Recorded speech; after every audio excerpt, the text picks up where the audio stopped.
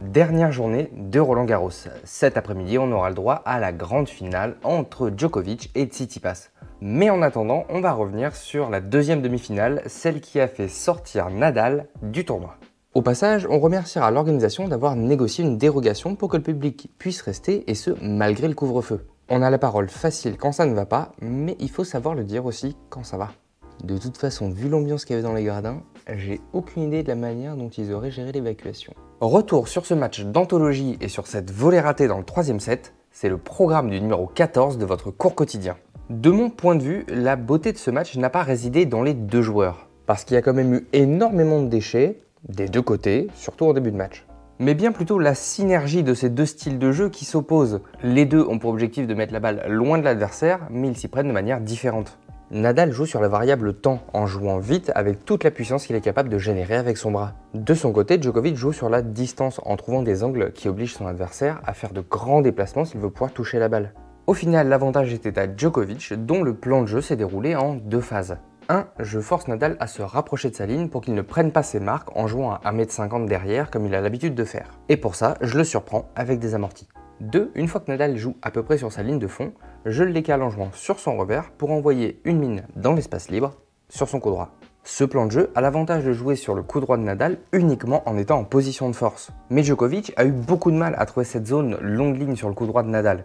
D'où le début de match qui n'est pas du tout en sa faveur jusqu'à 5-0. Il est donc passé au plan B, j'appuie encore plus fort sur le revers de l'Espagnol pour l'obliger à jouer à peu près au niveau du piqué de simple. Attention, je parle de ce plan de jeu comme s'il n'y avait que 3 coups de raquette à faire pour gagner le point. Mais faut pas non plus oublier qui est l'adversaire. En face, c'est Nadal, le mec qui a gagné 13 fois le tournoi, le mec qui n'a perdu que 2 matchs ici. Et Djokovic s'est d'abord cassé les dents sur le toucher de balle de l'Espagnol, parce que lui, une fois qu'il est sur la balle, peu importe sa position, il va pouvoir remettre la balle dans le court.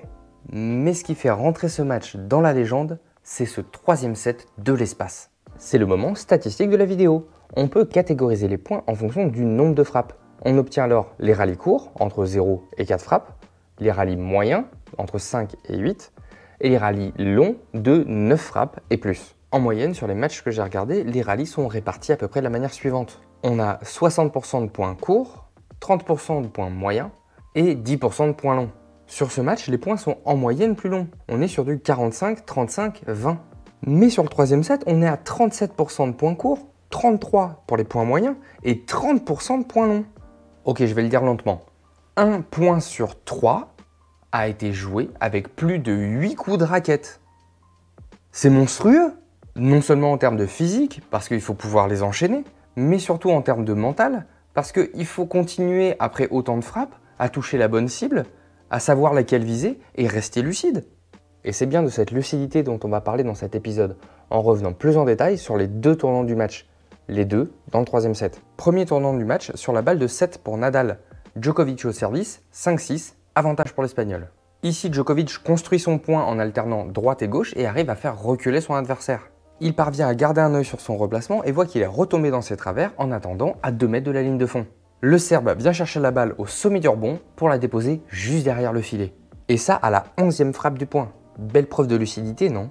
Deuxième tournant du match et sûrement le plus marquant, c'est cette volée ratée de Nadal dans le tie-break, alors qu'il avait la balle dans le racket, les pieds au sol et le court ouvert. Ce point change le momentum du match parce qu'il était long et il a demandé de grandes courses sur tout le terrain pour les deux joueurs. Il a reboosté la confiance de Djokovic qui exulte en se tournant vers son clan pendant que Nadal lui s'en veut et se prend la tête dans les mains. À ce moment, la majorité d'entre nous s'effondrerait, laissant s'échapper les 2 points suivants et le set complètement dépité. Mais pas Nadal. Certes, il n'a pas gagné le tie-break, mais juste après ce gros coup au moral, il arrive à nous placer tranquillement un petit service amorti. Quels sont les secrets de Nadal pour gérer un raté comme celui-là et comment vous pouvez faire de votre côté pour ne pas être trop impacté après un coup au moral? On voit ça ensemble dans les conseils du jour. Conseil numéro 1, prenez votre... Oui, je l'ai entendu au fond. Prenez votre temps, parce qu'on ne change pas une équipe qui gagne. Nadal a pris 31 secondes entre sa volée et le début de sa routine pour le point suivant. 45 secondes au total avant de lancer son geste. Oui, l'arbitre a été plutôt sympa par rapport à la règle des 25 secondes. Donc, en cas de grosse faute, plus qu'à n'importe quel autre moment, prenez votre temps. Ça va, j'ai été assez clair? Numéro 2, exprimez votre frustration, oui, mais rapidement. On en a parlé dans le tout premier épisode de cette série. À ce moment-là, Exprimer votre frustration est nécessaire si vous voulez pouvoir commencer le point suivant dans les meilleures conditions. Un bon cri primaire, très bref, fera l'affaire. Pas besoin d'en faire plus. Numéro 3, gardez une vision globale sur le point.